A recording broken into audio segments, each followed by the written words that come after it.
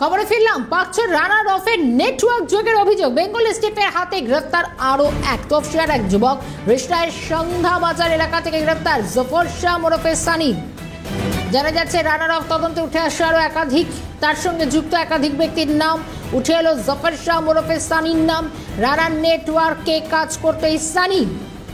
দাবি পুলিশের, শালকিয়ায় একটি কারখানায় রানাকে কাজ পাইয়ে দিয়েছিল এই সানি। রানাকে নিজের বন্ধু হিসেবে পরিচয় দিয়েছিলেন সানি। দীর্ঘদিন ধরে জাল নথি তৈরির সঙ্গেও যুক্ত ছিল সানি।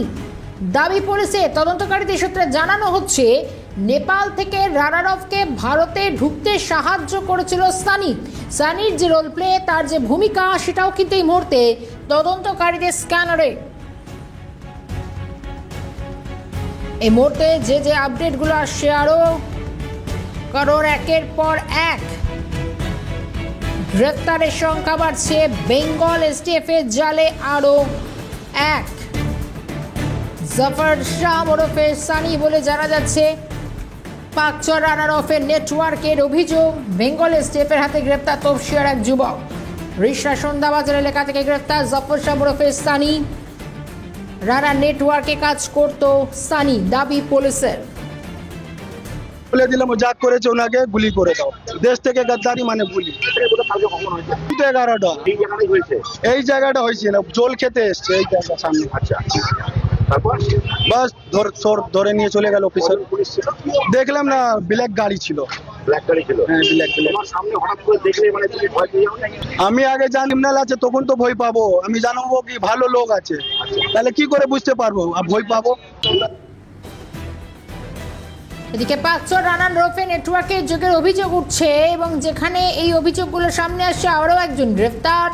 দীর্ঘদিন ধরে জাল নথি তৈরির সঙ্গে যুক্ত ছিল সানি। দাবি পুলিশের, সঙ্গে আরও আছে রানার রফ, যে পাকিস্তানের বাসিন্দা, যাকে ভারতে ঢুকতে সাহায্য করেছিল এই সানি। গ্রেফতার আরও এক বেঙ্গল এসটিএফের হাতে। পাকচর রানারফের নেটওয়ার্ক যোগের অভিযোগ আসছে, বেঙ্গল এসটিএফের হাতে গ্রেফতার আবারও তফসিয়ার এক যুবক। যদিও রিষ্টা সন্ধ্যাবাজার এলাকা থেকে গ্রেফতার জফর শাহ ওরফে সানি, একাধিক রোল তার রয়েছে এমনটা বলছে তদন্তকারীরা। উঠে এলো জফর শাহ ওরফে সানির নাম, এক যুবক। রানার নেটওয়ার্কে প্রচণ্ড অ্যাক্টিভ ছিল এই সানি। শালকিয়ার একটি কারখানায় রানাকে কাজ পাইয়ে দিয়েছিল সানি। নিজের বন্ধু পরিচয় দিয়েছিল স্বাভাবিকভাবেই, তাই কোনো আপত্তি বা সন্দেহ মানুষের মধ্যে আসেনি। রানাকে নিজের বন্ধু হিসেবে পরিচয় দিয়েছিল। দীর্ঘদিন ধরে জাল নথি, তার কারণ রানা রফ গ্রেপ্তারের পর উঠে এসছে যে ভোটার আধার কার্ডগুলোকে জালিয়াতি করে যেভাবে এই নেটওয়ার্কের মাধ্যমে পাচার করে দেওয়া হতো, এবং ভারতীয় সিম যেভাবে পাকিস্তানে পাচার করা হতো, একাধিক ঘটনাগুলো যে লিঙ্ক নেটওয়ার্ক, এই নেটওয়ার্কগুলোকে আরও অনেক বেশি বানচাল করার প্রচেষ্টা বেঙ্গল এসটিএফ। শুধু তাই না, স্বাধীনতা দিবসের আগে থেকে একের পর এক বেঙ্গল এসটিএফের জালে আসছে পর পাকচর রানারফের গ্রেফতারি, তফসিয়া এক যুবকের গ্রেফতারি, এবং কিছুদিন আগেই হামিম বলে একজনের তার কীর্তি সামনে আসে। এবং শুধু তাই নয়, তার যে নেটওয়ার্ক সেটাও কিন্তু যথেষ্ট ভয়ানক। মুখ্যমন্ত্রী শুভেন্দু অধিকারীকে ফলো করা, তাকে অনুসরণ করা এক কেন্দ্রীয়, এবং শুধু তাই নয়, রাজ্যের অপর এক প্রতিমন্ত্রী তার ছেলেকে হানি ট্রাফে জড়ানো, বিভিন্ন যে মডেলগুলো কাজ করছে এই মুহূর্তে দাঁড়িয়ে। যারা ভিড়ের মধ্যে মিশে আছে, খুব সাধারণ মানুষের মধ্যে সাধারণ হয়ে, কেউ বা পোশাক তৈরি কারখানায় কাজ, কেউ বা কোনো রকমে মিস্ত্রির কাজ করতেন, কেউ বা দিনের পর দিন তার আড়ালে চালিয়ে গিয়েছেন জাল নথি, কেউ বা ঘরে বসে। দক্ষিণ 24 পরগনায় যেখানে এক ব্যক্তিকে গতকাল দুদিন আগে যে গ্রেফতার করা হয়, নিজের নেটওয়ার্ক চালাতো, ঘরের মধ্যে চুপচাপ, পাড়া প্রতিবেশী থেকে অনেকটাই বিচ্ছিন্ন, এবং এইভাবেই নিজেদের কাজকর্ম তারা চালিয়ে যাচ্ছিল। দেশ বিরোধী কার্যকলাপ চালিয়ে যাওয়ার অভিযোগগুলো রয়েছে, এবং যারা এই পাকচর কিভাবে তারা ভারতে প্রবেশ করতে পারে, এবং এই ঘরশত্রু বিভীষণগুলোর নাম সামনে আসছে। কখনো সানি, জাফর শাম এবং হামিম এরা যারা সহযোগী হয়ে বিভিন্ন ক্ষেত্রে কাজ করত, রানার নেটওয়ার্ক যে কতটা স্ট্রং ছিল, অন্তত একের পর এক এই সমস্ত তরুণ যুবকরা সেই জালে জড়িয়ে গিয়েছিল। অন্যদিকে রানা রফকে পাকিস্তান থেকে, পাকিস্তানের ফৈজলাবাদের যে বাসিন্দা, নিয়ে আসা হয় ভারতে এবং নেপাল থেকে রানা রফকে ভারতে ঢুকতেও যেরকম সাহায্য করেছিল এই সানি, পাক ছোঁয়া রানা রফের নেটওয়ার্ক যোগের তালিকাটা ক্রমশ লম্বা হচ্ছে। রিষড়া সন্ধ্যাবাজার এলাকা থেকে যেভাবে গ্রেফতার করা হয় একাধিক ব্যক্তির নাম সামনে আসছে। রবিবার রানা নেটওয়ার্কে কাজ করত দাবি পুলিশের। শালকার একটি কারখানায় রানাকে কাজ পাইয়ে দিয়েছিল এই সানি। দীর্ঘদিন ধরে জাল নথি তৈরির সঙ্গে যুক্ত ছিল সানি, দাবি পুলিশের। তদন্তকারীরা আরও এই জালটা গোটানোর চেষ্টা করছেন, কারণ নেটওয়ার্কটা অনেকটা স্ট্রং এবং এই নেটওয়ার্কের জাল কতটা বিস্তৃত সেটাই এখন খতিয়ে দেখা হচ্ছে। জাফর শাহ ওরফে সানির নাম উঠে এলো। আরও একজন যাকে তফসিয়া থেকে গ্রেপ্তার করা হয়েছে একের পর এক, কখনো বনগাঁ, কখনো তফসিয়া, কখনো হাওড়া, কখনো বিভিন্ন জায়গা থেকে নেটওয়ার্কের বা এই জঙ্গি মডিউলের যেভাবে কাজকর্ম চলতো, এটার একটা স্লিপার সেল, একটা মডেল তৈরি করেছিলেন এই সমস্ত রানা রফের মতো যারা এই নেটওয়ার্কটা যারা চালিয়ে যাচ্ছিলেন দিনের পর দিন। শালকিয়া রানা যেভাবে যে কারখানায় কাজ করতো সেই কাজটাও এই সানি পাইয়ে দিয়েছিল। শুধু সানি নয়, কারণ এদের এক একটা নাম রয়েছে, এরা যখন যেখানে থাকে সেইভাবে নিজেদের পরিচয়, একটা আইডেন্টিটি তৈরি করার চেষ্টা করে। কখনো জাফর শাম, কখনো সানি, বিভিন্নভাবে এরা নেটওয়ার্কটাকে অ্যাক্টিভ করার চেষ্টাটাই করে যেত। রিষড়া সন্ধ্যাবাজার এলাকা থেকে গ্রেপ্তার জাফর শাম ওরফে সানি। রানা নেটওয়ার্কে কাজ করত সানি, দাবি পুলিশের। রানাকে নিজের বন্ধু হিসেবে পরিচয় দিয়েছিল সানি। দীর্ঘদিন ধরে জাল নথি তৈরির সঙ্গে যুক্ত, জাল আধার কার্ড এরা তৈরি করত এবং কয়েক মাস আগেও দেখা গিয়েছিল এক পাক নাগরিক বিরাটি থেকেও গ্রেপ্তার। জাল আধার তৈরি চক্রের সঙ্গে তারও যোগসাদৃশ্য উঠে এসছে। সাধারণ মানুষের মধ্যে সাধারণভাবে মিশে থাকার মধ্য দিয়ে এরা জঙ্গি যোগ বা জঙ্গি ক্রিয়াকলাপ, দেশ বিরোধী ক্রিয়াকলাপগুলো যারা চালিয়ে যেত। টেলিফোন লাইনে রয়েছেন সমিত সিনহা, আমাদের প্রতিনিধি। সমিত, রানার নেটওয়ার্কে খুব অ্যাক্টিভ রোল প্লে করতো এই সানি এবং শুধু তার রিষড়া থেকে গ্রেপ্তার। কি লিঙ্ক ধরে এই সানি সে বেঙ্গল এসটিএফের জালে এলো? দেখো, তোমাকে প্রথমে বলি যে এই যে রানা, এই সানি ওরফে জাফর, এই সানিকে তার সূত্র হচ্ছে গিয়ে 12ই আগস্ট হাওড়া থেকে ইউএসআই, পাকিস্তান ইউএসআই চর সন্দেহে রানাকে গ্রেপ্তার করে এবং তার সূত্র ধরেই এই যে সানিকে পুলিশ খুঁজছিল। এবং দেখা যায় যে তফসিয়াতে সানি থাকছিল এবং রানার বন্ধু হিসেবে সে কাজ করছিল এবং একটি কারখানাতে সে কাজ করে। কিন্তু দেখা যায় গতকাল একেবারে রিষড়া সন্ধ্যাবাজার, সেই সন্ধ্যাবাজার এলাকা থেকে একেবারে ধাওয়া করে সেই সানিকে পুলিশ গ্রেপ্তার করে।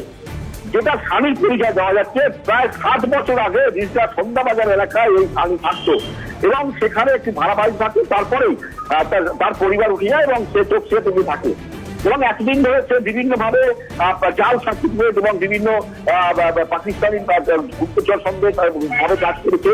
এবং তারপরেই এই যে যখন রানাকে, অর্থাৎ রানা রাউত তাকে যখন 12 তারিখে গ্রেপ্তার করে, তার সূত্রে ধরে একে সানিকে গ্রেপ্তার, গতকাল রাতে গ্রেপ্তার করে।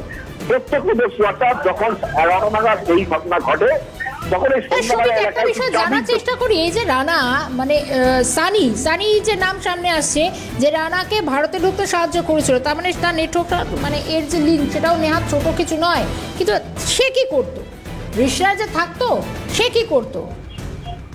দেখো, রিষড়াতে সেই সময় থাকতো, সে তার বয়স তখন সেই সময় এখন ছিল না, তার পরিবার থাকতো এবং তার পরিবার সন্ধ্যাবাজারে থাকতো, সে ভাড়া বাড়িতে থাকতো। তারপর 7 বছর আগে সে উঠে গিয়ে তফসিয়াতে চলে যায় এবং তার পরিবার তফসিয়ায় থাকে। এবার তারপরেই এই যে রানার সাথে যোগাযোগ এবং রানার সাথে বিভিন্নভাবে কাজকর্ম করে, একটি কারখানাতে সানিকে কাজ পাইয়ে দেয় রানা এবং বিভিন্নভাবে তার মধ্যে থেকে অবৈধ কাজকর্ম করতো। তারপরেই গতকাল রাত্রিবেলা ধাওয়া করে তাকে রিষড়া সন্ধ্যাবাজার থেকে তাকে ধরা হয় এবং যে এলাকা প্রত্যক্ষদর্শীরা জানাচ্ছেন সানি একটা সময় একটা থাকতো এবং খুব ভালো মানের মানুষ ছিল, কিন্তু ও এই ধরনের কাজকর্ম যুক্ত থাকতে পারে তারা কখনো ভাবতে পারছেন না। তবে কালকে যখন 11টা নাগাদ এই ঘটনা ঘটে, যেটা একেবারে জিপি রোডের উপর সন্ধ্যাবাজার এলাকায় 4 মাথার পর একটি চাবির দোকান ফুটপাতে বসে আছে চাবিওয়ালা বিকি নাম, তাকে এসে ওই সানি বলে যে তোমার ফোনটা একটু দাও, আমি ফোন করবো। এবং ফোনে বলে যে তার দিকে ফোন করে এবং ফোনে বলে যে আমি বোধহয় আর বেশিক্ষণ বাইরে থাকতে পারবো না, বাকিটা তুমি দেখে নিও। এই কথার বলার সঙ্গে সঙ্গে পুলিশ এসে অর্থাৎ এসটিএফের লোকজন এসে তাকে ঘিরে ধরে এবং তাকে সঙ্গে সঙ্গে গ্রেপ্তার করে। এই যে চাবিওয়ালা বিকি, তিনি বলছেন যে এরকম কাজকর্ম যুক্ত থাকবে সানি আমরা ভাবতেই পারি না এবং তার কঠিন থেকে কঠিনতম শাস্তি চাইছে। সব মিলে এই যে গতকালের পর থেকে আজ পর্যন্ত সমিত একটু সঙ্গে থাকো। এই মুহূর্তে প্রাক্তন পুলিশ কর্তা অরিন্দম আচার্য আমাদের সঙ্গে রয়েছেন। অরিন্দম বাবু, আরো একটা ঘরসত্য বিভীষণের খোঁজ পাওয়া গেল। এই যে পাকচর রানা রউফ, এ তো পাক নাগরিক আমরা জানতাম, কদিন আগে গ্রেফতার, কিন্তু এদেরকে যে নেটওয়ার্ক তৈরির জন্য একেবারে ভারতের মাটিতে, আমাদের রাজ্যের মাটিতে বসে যারা ছড়িয়ে ছিটিয়ে রয়েছে সাধারণ মানুষের মধ্যে, আমার আপনার মধ্যে মিশে গিয়ে এই আরো একজন সানির নাম সামনে আসছে, যে রানাকে নিজের বন্ধু বলতো, বন্ধু পরিচয় দিয়ে কাজ পাইয়ে দিয়েছে, ভারতে ঢোকার সব সুযোগগুলো করে দিয়েছে। তাতে ঘরসত্য বিভীষণ তো কি বলা যায়?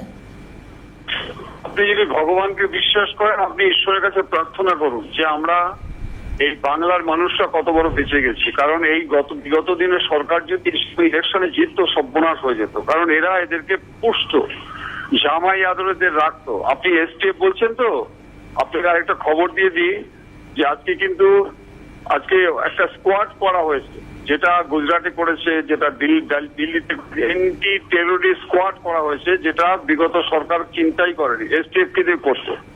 কিন্তু এখন আপনারা যেগুলো দেখছেন এগুলো এই যে সরকার এসে যে চতুর্দিক দিয়ে ছাপিয়ে পড়েছে, তার জন্য কিন্তু ধরা পড়ছে। কারণ এরা বিভিন্ন জায়গায়, আপনি মুর্শিদাবাদ এখনো বাকি আছে, আচ্ছা হারোয়া থেকে শুরু করে বিভিন্ন জায়গায় জামাই আদরে শুধু নয়, অনেক অঞ্চল পঞ্চায়েত প্রধান হয়েছে, বিয়ে করেছে, সন্তান হয়েছে, এগুলো তো এখনো বাকি। আপনি তপসিয়া দেখছেন চতুর্দিকে, রাজাবাজার থেকে শুরু করে মেটিয়াপুর থেকে শুরু করে চতুর্দিকে এরা আজকে ছদ্মবেশে রাজনৈতিক নেতাদের ছত্রছায়া রয়েছে।